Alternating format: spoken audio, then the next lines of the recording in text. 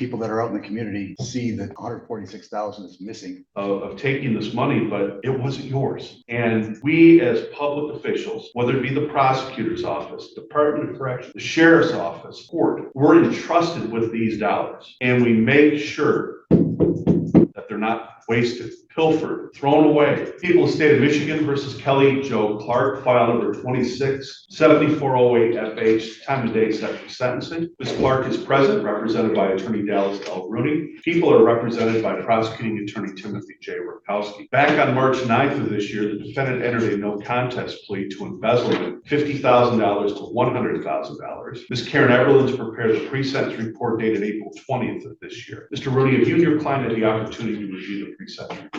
We have, Your Honor. Are there any additions, deletions, corrections, or objections? None of the report and none to the guidelines either. Thank you. Ms. Clark, do you agree with that? Mr. Rakowski, any objection to the report as well as guidelines? No, Your Honor. Do you have the question? Mr. Rooney, anything you'd like to say on behalf of your client before the court imposes a sentence? Yes, Your Honor.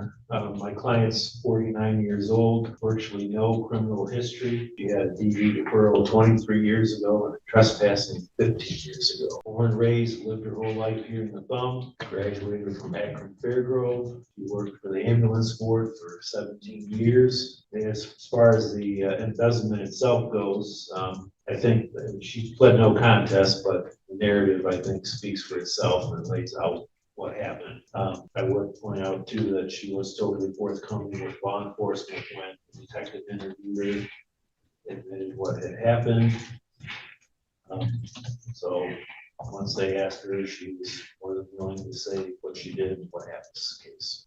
With regard to the recommendation, we're asking you to adopt it. It circulates some medical reports regarding her health, one of which coincidentally,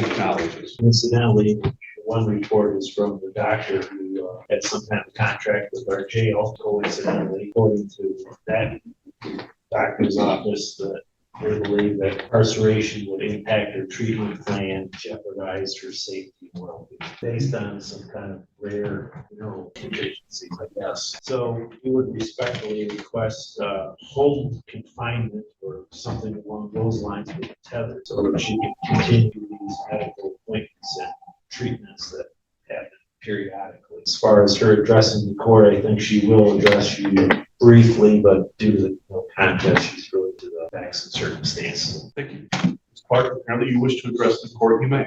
I just want to say I'm really sorry for the terrible judgment I made. I'm to rectify that. How do you plan to rectify what appears to be $146,000? I plan on it until it's paid off. Thank you. Mr. Rakowski, anything on behalf of the people? This is a victim's rights case as well. Mr. Honor, looking at the guidelines are 12 to 24. The recommendation for incarceration time is 320 days, which is below that. And I don't believe there's any circumstances that justify a departure downward. I would point out, as the court mentioned, it's $146,000 that the taxpayers from Seaboing Township area are out. It just seems like, I know the court has to fashion a sentence, and you're asked by Mr. Rooney to do home confinement because of the health concerns. I totally understand that. However, people that are out in the community see that 146,000 is missing from their township, the city, and so home confinement just doesn't seem to be enough, Your Honor. I would ask the court to fashion a fair and just sentence, understanding that there are other people that watch what happens and they say, okay, well, you took 146,000 and this is what your sentence is. So they'd be looking at that part of it. I believe it's deterrence is probably the biggest part in this case, Your Honor.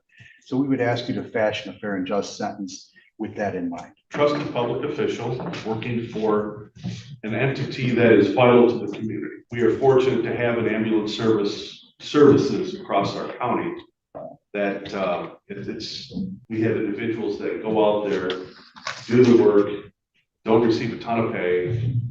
Some are volunteers, and the whole idea is to protect our community in the event that we need someone called. And Seaboing Township, which covers the village of Seaboing as well, we don't have an ambulance service. We're not helping our residents, and this entity needs to be properly funded. And to be properly funded, we take tax dollars hardworking Americans, hardworking people in the area, in the village, in the township of Seapoint, that have to pay that bill for public service. And to see someone over the course of a few years basically take away $146,000. It's unheard of. It's truly unheard of. This kind of reminds me of a case a number of years ago that actually I was assigned on an appeal. And I think this had, you probably know the case. The lady that was on the west side of the county. I can't think of her name, but Judge Knobloch sentenced her to a significant amount of time.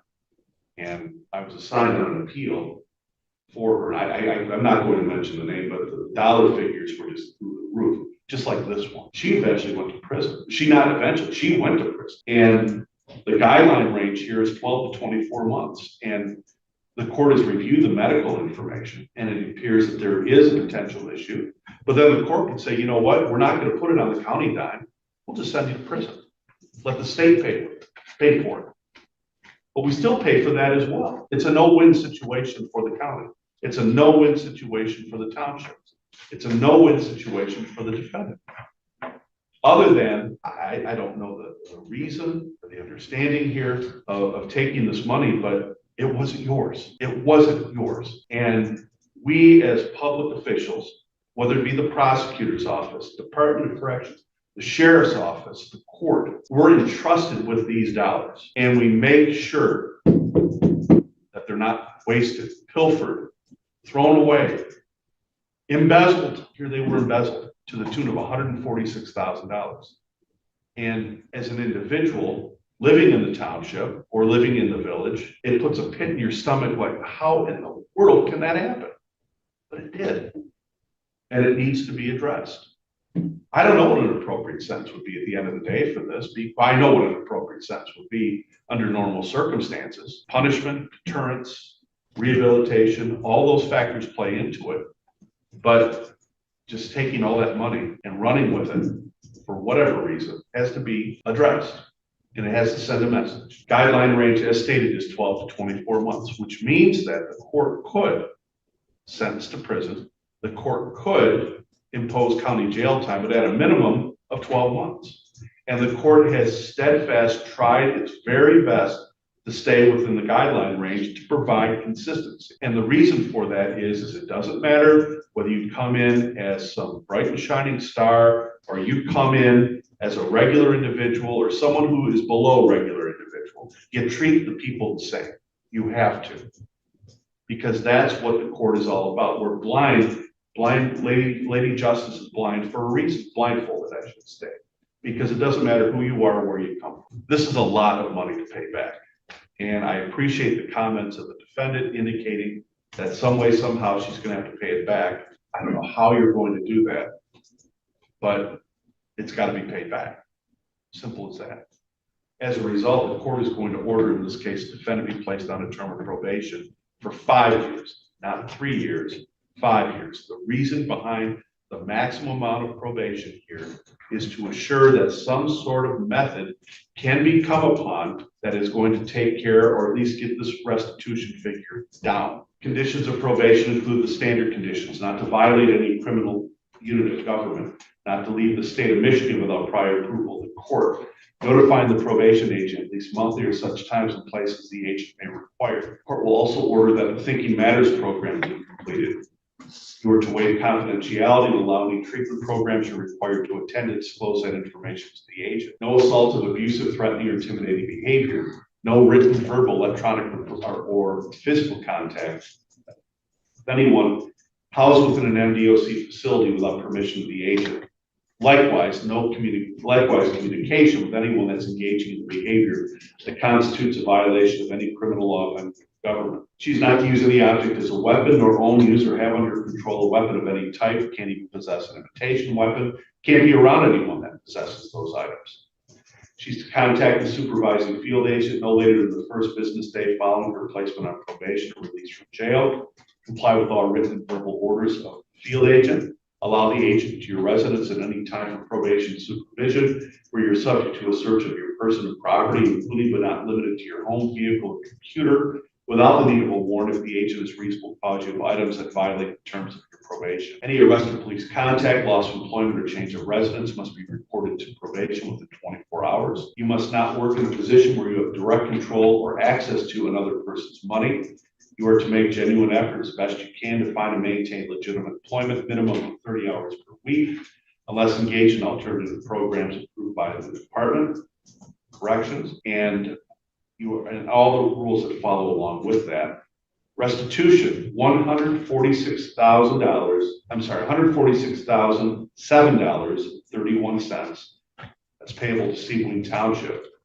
You are to execute a wage assignment and pay that restitution if you are employed and miss 2 regularly scheduled payments. Crime victims assessment of $130, probation supervision fee $30 per month regular, $60 electronic, courts waiving attorney fees, DNA testing of $60, state cost of $68.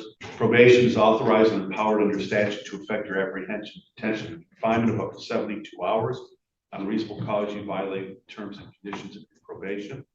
If referred, you must successfully complete any PA 511 programming based upon eligibility. Finally, you shall serve 365 days in the county jail. That's pursuant to the guideline with no days credit. How the court is going to do that is as follows. It sounds like there are medical issues and medical appointments that will be done during the week. She is to report to the jail Friday at 6 o'clock, serve weekends, be released Monday morning at 6 a.m. During the week, she's to be fitted with an electronic tether that allows home arrest only. She's not to be going anywhere except medical appointments or what the department deems is appropriate. In the event, and no disrespect, health gets better, which we hope it does, then the tether is gone. You're going to serve your time in the jail. Point here is the court is balancing the medical condition with the nature of the crime. This is a serious crime, and it's not easy to fashion a sentence when you have an individual with these medical issues because, you know, I hate to say, but it comes down to dollars and cents as well.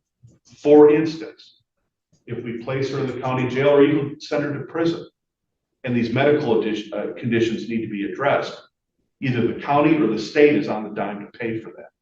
We've already lost enough money. We don't need to lose any more money.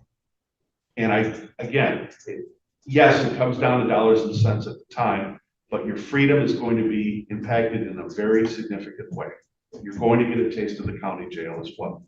There are no doctor appointments normally over the weekends. So that is the sentence of this court.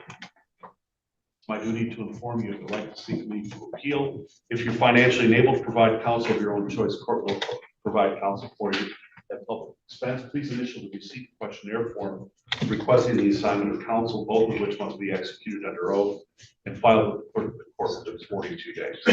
Also, that 42-day time period can also be filed with max as well. All right, I apologize. Can you say number 9, mental search? Yes. Thank you. Yes. She executed the same. Record shall reflect the same. Your Honor. Lieutenant, is that doable at the county jail? Gotta do. Your Honor. You said Friday at 6 a.m. or 6 PM. 6 p.m. 6 p.m. Mr. Rukowski. Question for the court of restitution. Can the court have that due in 3 years? And then if it's not due, at least we have the review to come back to see where we're at on things. That's a good idea. I'm going to order that as well. 3 years from Payable today. in 30. Or 3 years roughly. from today. Yes, sir. Thank you. We'll see where we're at. That'll be on. Off the record.